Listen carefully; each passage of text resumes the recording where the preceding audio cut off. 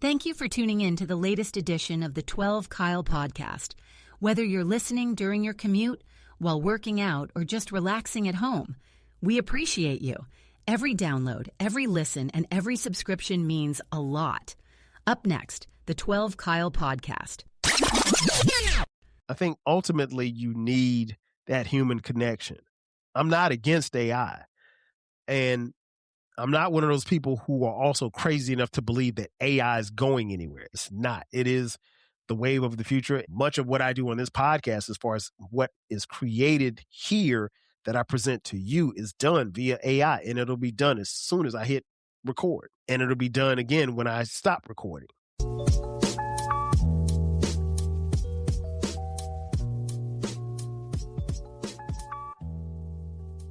Ladies and gentlemen, thank you for listening. Thank you for downloading. And thank you for subscribing to the latest edition of the 12 Kyle podcast. I am your boy 12 Kyle. I want to thank you all for tuning in as you do each and every week. Shout out to those of you who are watching on YouTube as well as Spotify. Man, check this out. All right, so you see the title, Me, Myself, and AI. And when we say AI, we're not referring to Allen Iverson, a.k.a. Bubba Chuck, one of my favorite basketball players of all time. We're talking about artificial intelligence. If you've been following the crew, my homeboy Baylor, BTG for President is the name of his podcast. He recently did an episode called Me, Myself, and AI. And I told him I would remix it because we actually came up with the idea to do it on an episode together, and we just never got around to it. But the premise of the episode that he did recently, and it's going to be the same for me, what would you allow AI to do for you? Now, again, we came up with the idea and the concept, and he's already put that episode out, and you can check the show notes because that's where you will find his episode as well. I want you to take a listen to that as soon as you finish this episode. What would you allow AI to do for you? I could make a case that AI is already doing a lot for us, and I'm going to substantiate that in just a few. But, you know, there's some things that we will allow AI to do for us, other things we won't. Before I get into it, I want to share a couple of things with you. As a few of you know, not a lot of you know, but I used to work for the United States federal government. One of the things that I can tell you unequivocally that I can share with you is that the United States federal government, when it comes to artificial intelligence, aka AI, they are behind. And I don't mean they're behind as in, you know, this administration is slow or they're incompetent people that are running it, although that may be true. That's beside the point.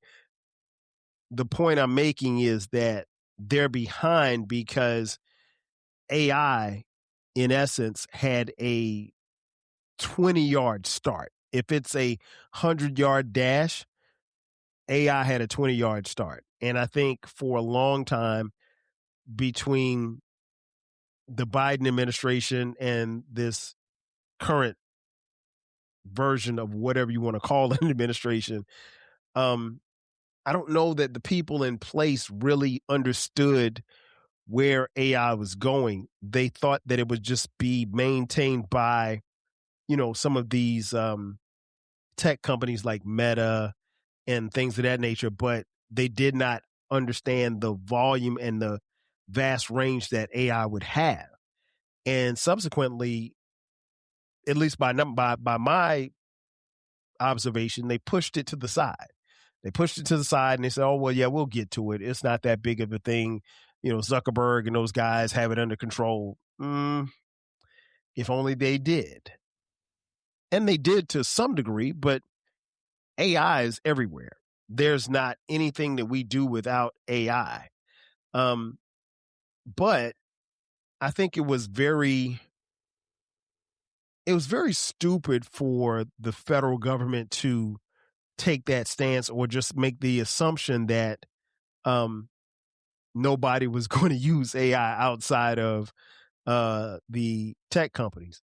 I chuckled the other day when I got an email that said GSA, which stands for General Services Administration, is planning to automate 1 million work hours after losing nearly 40% of its workforce. You heard that right. Under this current administration, an estimated 40% of the people who were working for the federal government left.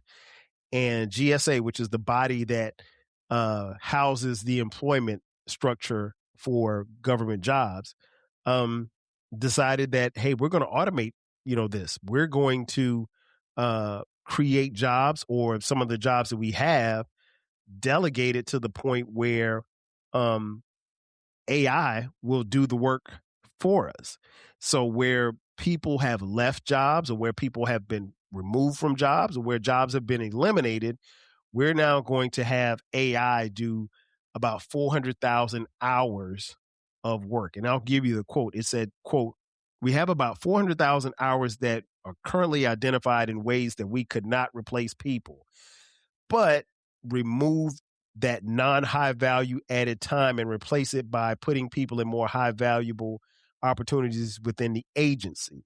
And it goes on to say that they want to bill over 1 million hours of work and deem it through AI. So the industry, or the function in the federal government that didn't think AI was going to be useful or sourceful just a few years ago, now is, again, 20 yards behind, but trying to catch up by using AI. I don't know how that's going to work, but it's not the only place that has used AI to, if you will, replace people. Case in point, there's a new retail store in San Francisco, and they don't have any human employees. They have AI making the decisions. The boss is actually a artificial intelligence bot named Luna. She is the boss. The store is a boutique store, opened April 1st in the Cow Hollow neighborhood of San Francisco. And it's wild because Luna is making the calls. Luna is the AI bot that is the store operator and owner. Luna is responsible for creating job listing, conducting interviews, did hire 2 humans to physically receive the packages. But outside of that, everything else is controlled by Luna, by AI. And it's crazy to think about it, but, there's a robot running a retail store in a major city such as San Francisco. It's probably the first of its kind, but it won't be the last of its kind. We're in a place now where AI has definitely taken over just about any and everything. And there are some jobs that have been replaced. I'll give you an example. Last summer, I was in McDonald's, and I can't remember. I can't tell you the last time that I'd been in McDonald's prior to last summer, but I was actually inside of McDonald's with my kids, and they wanted some food. I wasn't going to eat anything out there, but they had fries, so I got the fries. I always get McDonald's fries. But one of the things that I noticed was, instead of having 7 or 8 employees at the front, there was just 1 employee at the front. And everything else was, touch screens. And you touch the screens and you place your order. Just last week, I was at Bojangles. I was inside the Bojangles. And while there were humans taking my order inside Bojangles, at the drive-thru, it was an automated AI recording that was taking the orders. And so there were no humans. Now, of course, you had to drive up to the drive-thru and give your order to a human, but there was nobody at the first window to take an order. And so slowly but surely, there are jobs that are being replaced by AI. So it goes back to the question that Baylor proposed. What would you allow AI to do for you? And again, I can answer that simply by saying AI is already doing a lot. I'll give you an example. As you look at this podcast that you're listening to, if you look at the captions and everything else that's involved with this podcast, the timestamps, the chapters, all of that stuff is done by AI. I'm not doing it. It actually formulates itself from the time that I press record until the time that I end this podcast. And generally speaking, it takes about anywhere from 30 seconds to a minute once I'm done to tabulate everything. It'll develop the clips that you see, and tell me which clip should be the best one to use. And I can adjust the clips and things like that. I can change other things, but AI does all of that. I don't have to do very much. Shout out to Riverside. Shout out to the very, very brand new place where you can actually see every episode. And that is Riverside, is called the 12 Kyle podcast.riverside.com. Same for the Rap Soul podcast, the rapsoulpodcast.riverside.com. Those are two new websites created by AI where every episode of this podcast and every episode of the Rap Soul podcast is now located and housed. And if you would like to check out, the podcast on Spotify, Apple, or things like that, you can do it through that website. But again, all of that was recently created by AI. 12 Kyle had nothing to do with it. All I had to do was push a button. And it's effective because I'm able to track where people are, who's listening, how many streams I have, things of that nature. And so why not? Again, AI is doing everything. But what would you not allow AI to do for you? Again, everybody that I know either uses ChatGPT or Claude. I know Claude is something relatively new. I haven't gotten to the point where I'm willing to pay for ChatGPT, but I might, because I'm finding that there's some things that it can do for me that I had not explored, and it's ways that it's helping me with some brainstorming things that I'm thinking about a little hustle that I've got going on. And so while it's a computer and, nothing is foolproof, just the little bit of data I've given it so far, it's come back pretty cool and pretty accurate. And it's been very helpful. But again, I'm on the free plan right now. Free 99 is what I want. But by the time you hear this episode, I may be paying for ChatGPT. I'll be honest. I'm just that close. But in saying all of what I said, it goes back to the question that Baylor posed. What would you allow AI to do for you? So I've got a couple of things. Would you allow AI to get yourself dressed? Now, if you're a fan like me of the TV show, the hit TV cartoon, The Jetsons, if I'm not mistaken, their robot, Rosie, that was her name, I think she got George dressed. Shout out to George Jetson. I wouldn't allow AI or robot to get me dressed, because I like to put on my Jordans a certain way. I like them strung up a certain way. I like to throw on my hoodies a certain way. I'm not one that rolls them up and then puts it. Anyway, I don't want AI dressing me. And besides, I don't want AI touching me. I wouldn't want a robot touching me. I mean, bruh, I've been married for, at the time of this recording, 25, almost 26 years. My wife doesn't put my clothes on. And so I don't think I would want a robot to do that as well. Now, Baylor did mention getting his haircut by AI, an artificial intelligence barber, a robot barber. What do you think about that? For me, no.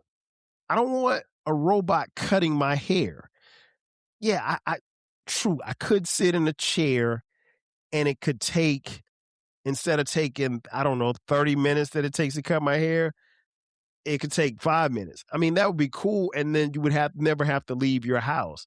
But as someone who, at the time of this recording, has just found a great barber, and, I've come to find out and realize that much like everything else, you need a great barber in your life. And I've had one, but, if you follow the podcast, I told you a few episodes back, a couple of months ago, that my barber had moved away, but I found a new barber and the guy's really cool and he does a great job. So, no, I wouldn't want AI to cut my hair.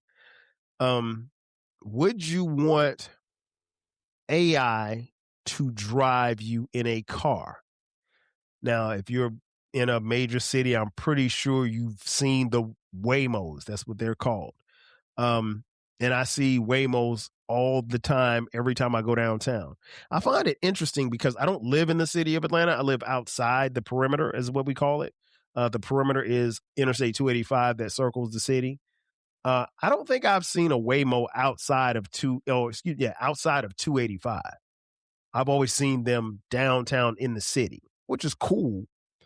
But I don't necessarily know that I would want to see a Waymo on 285 or Interstate 20 or I-75, 85 driving at, 80 miles an hour without someone behind the wheel, because the artificial intelligence is actually driving the car.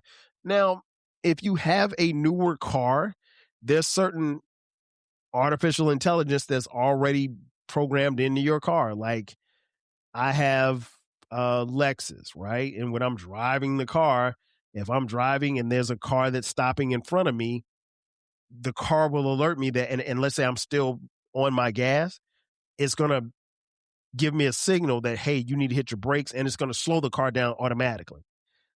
That's artificial intelligence. Because there are sensors and cameras that are constantly moving and reading information as I'm driving every millisecond. But would I want to just get in my car or get in a car and let a computer tell me, okay, I'm on Peachtree and 10th and I need to go to Spring Street? No, I'm not doing that. I'm not. Why would I get in a car and let the computer drive? No, I get the convenience of it, but I'm never doing that. It looks cool. It's probably less of a hassle. I mean, would you allow AI in essence to be your Uber driver? And that's what Waymo is. It's basically it's the Uber driver for you. I don't want that. I'm just gonna keep it a bean with y'all. I don't want that personally. Would you allow AI to do your household chores? If I'm not mistaken, Rosie did a lot of the household chores on the Jetsons. She did the cooking, the cleaning, the washing of the dishes, which is interesting because she's a robot. She got wet and never short-circuited or something like that.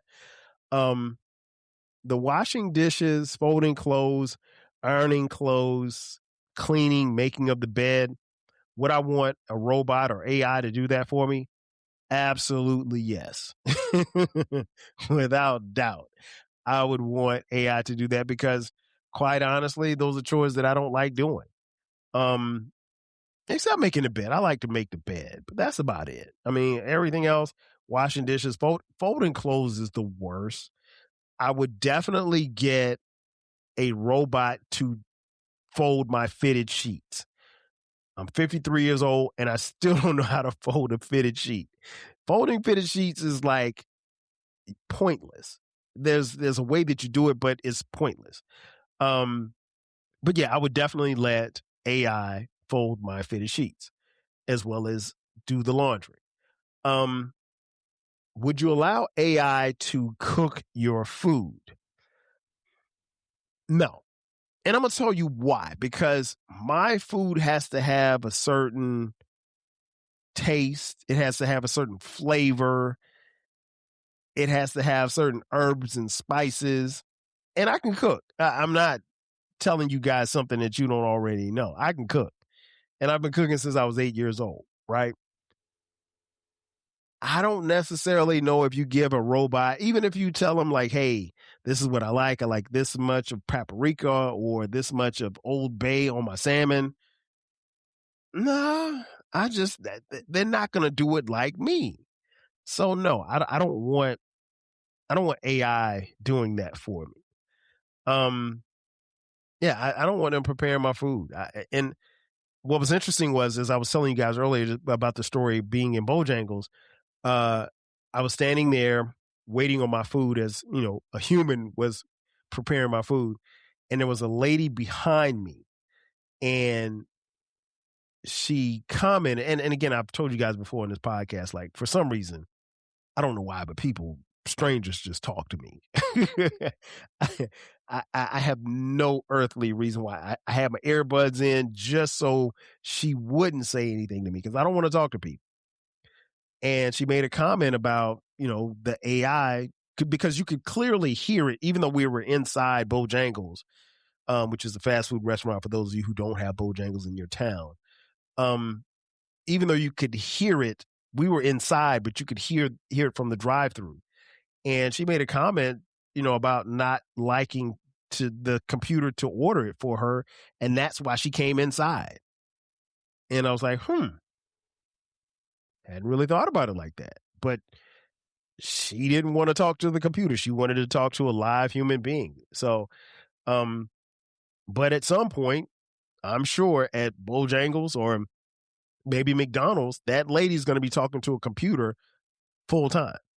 And I mentioned earlier about how McDonald's have replaced people with screens. So that version of AI is already in place and it's only getting more and more developed each day. And when you have situations like places in California where the cost of minimum wage has gone up, these companies aren't trying to make less money. So they're trying to get the maximum amount of work with the fewest amount of people that they have to pay.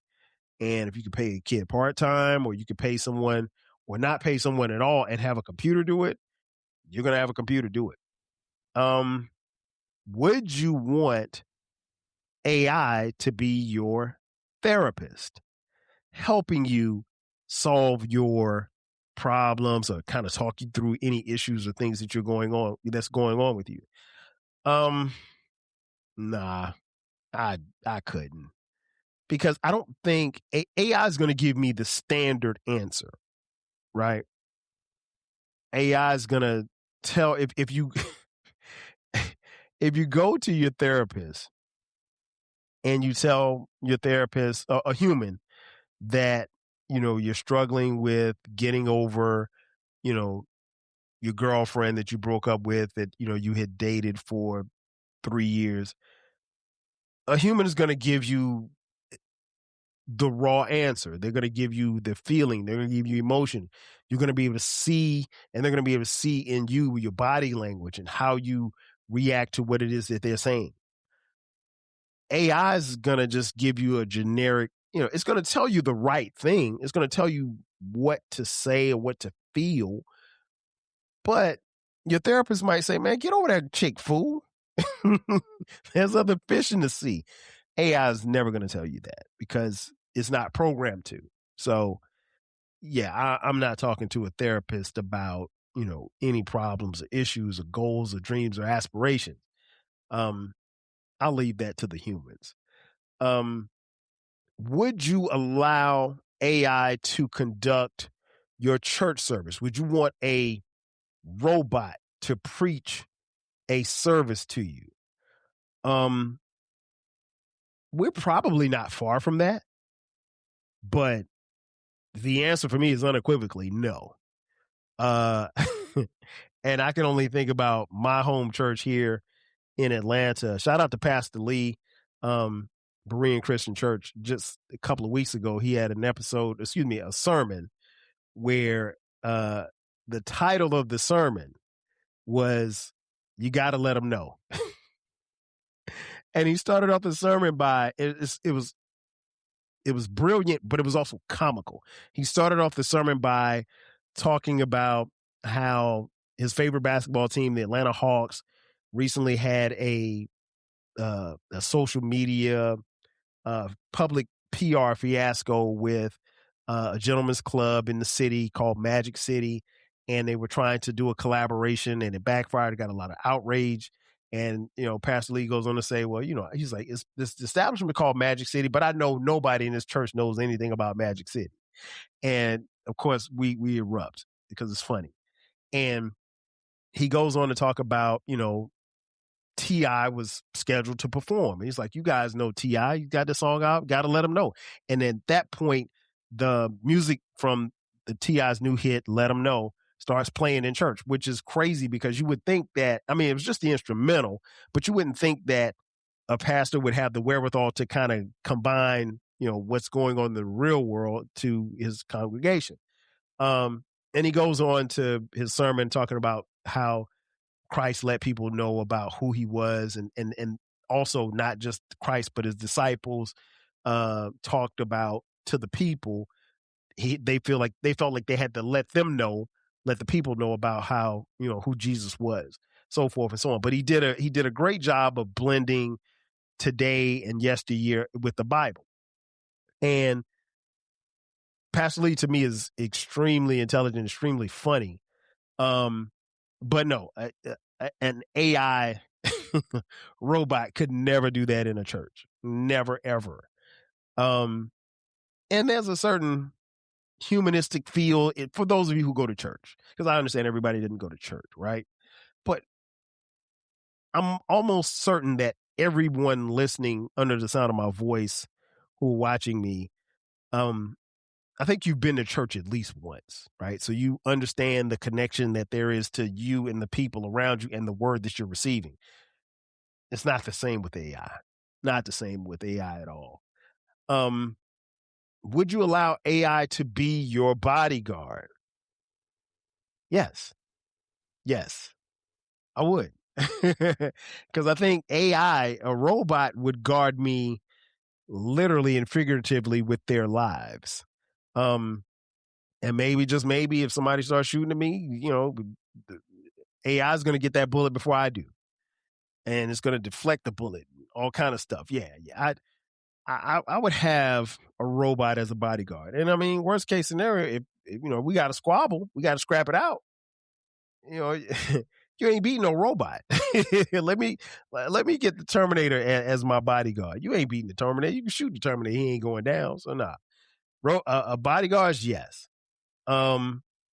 Would you allow AI to go to the grocery store for you? Yes, I would. While I will say this, I enjoy going to I enjoy shopping at Publix, where shopping is a pleasure. If I could stay at home and send AI to go get my groceries, and they get exactly what I want, yeah, I do that. I do that in a heartbeat, because that's one less thing that I have to do. Here's one, Baylor. Would you allow AI to do your job? Now, I know that gets tricky for some of us, because some of us have jobs that, if we're not careful, just like the McDonald's people, AI could actually replace you in another 5 to 10 years. Hopefully all of us are retired and sitting on a bunch of wealth that we're not working another 10 years from now. But let's just say it doesn't happen. You don't want to be pushed out the door by AI. You don't want a robot or a computer doing your job. Remember that episode where on Good Times, where James got mad because he felt like his job fired him and they got a computer to do his job? And this was in the 70s. So James was, he was probably being very facetious, but at the same time, it probably did happen. Maybe he did get fired because they found a computer to do his job, and James only had a 6th grade education. So I said all that to say this: would I allow a robot or AI to do my job? No. I don't think a robot or AI could do my job. There's certain elements of AI is used in my job, but no, what I do for a living, you need human interaction. You need some eyes to look at stuff. You have to make critical decisions and critical thoughts. And while I think AI is programmed to do that, there's a human element that needs to be in the mix, and I don't think that can happen, at least not for my job. Would you allow AI to be your doctor and administer medicine? No, because again, I want that human interaction. I recently, a couple of weeks ago, had to go to the ear, nose, and throat doctor for my follow-up about my allergies. My allergies are doing pretty good right now. But I did my follow-up, and what was interesting was when I sat with Doc, before we got started, he had a little cell phone mechanism, and he said, well, hey, I have to, he's like, it's okay if I record this. And I'm like, yeah, go ahead. And so he hits record. And so he and I are talking. We're just having a regular conversation, just like I'm having right now. But our whole interaction was recorded on that cell phone. And then it goes into a database, and it's basically transcribed into notes. And so it prevents him from having to physically take notes, even though he was taking notes as we were talking, because he was asking questions. I was giving him feedback. But everything that we discussed in that room was basically transcribed by AI. And I'd never seen that done before. And maybe it happens, other places. It never happened when I go to my, get my physicals at my regular doctor, my primary care physician. So yeah, maybe that's something new. Maybe that's something that they're only doing at ear, nose, and throat. I don't know. But it was interesting. But no, I want to have, and again, I didn't have a problem with him using it because he asked. But I prefer human interaction with my physicians. And last but not least, would you want AI to do music for you? No. I understand that there's a certain level of music that is done. You got to use computers, of course. But do I want my music to be done by AI? No. Do I want Scarface to create his rhymes on AI or Chat GPT or Claude? Do I want, Kendrick Lamar to come up with a song based on Chat GPT? No. I want my artists to go in the booth, figure it out. Are there artists doing that now as far as using AI? Oh, I'm almost certain that they are. Are there producers and beat makers, sound creators that are doing that? Oh, most certainly there are. Are there people who are creating movies via AI? Of course there are. But I think ultimately, and I'll end with this, I think ultimately you need that human connection. I'm not against AI. And I'm not one of those people who are also crazy enough to believe that AI is going anywhere. It's not. It is the wave of the future. And again, I told you earlier at the top of the podcast that much of what I do on this podcast, as far as what is created here that I present to you, is done via AI, and it'll be done as soon as I hit record. And it'll be done again when I stop recording.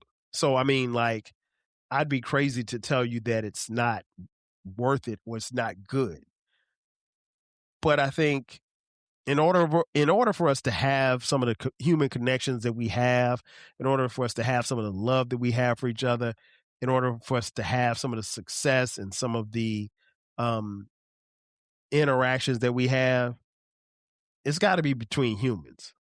The computers are always going to be here. AI, for the most part, is always going to be here going forward.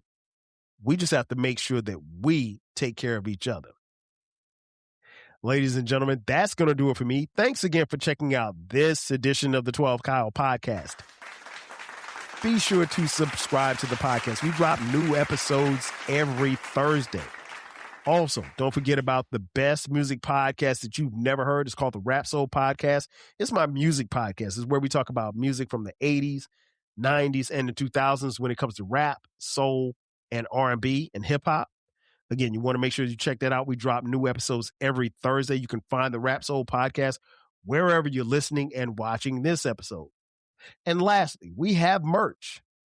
If you're interested in 12 Kyle podcast merch, click the link in the description box, label merch. That way you can get 12 Kyle podcast t-shirts, hoodies, as well as coffee mugs. We got it for the low. Ladies and gentlemen, that's going to do it for me. Thanks again for checking out this edition of the 12 Kyle podcast. I am your boy 12 Kyle. I'll catch you guys next time. 5,000. Cheers. Thanks again for listening to this episode of the 12 Kyle podcast. If you enjoyed this episode, make sure that you hit the subscribe button and share this podcast with a friend who needs the 12 Kyle podcast in their life. Every listen, every download, and every share helps us grow. Thanks for being a part of the 12 Kyle podcast community. We appreciate your support. We will catch you next time. 5,000.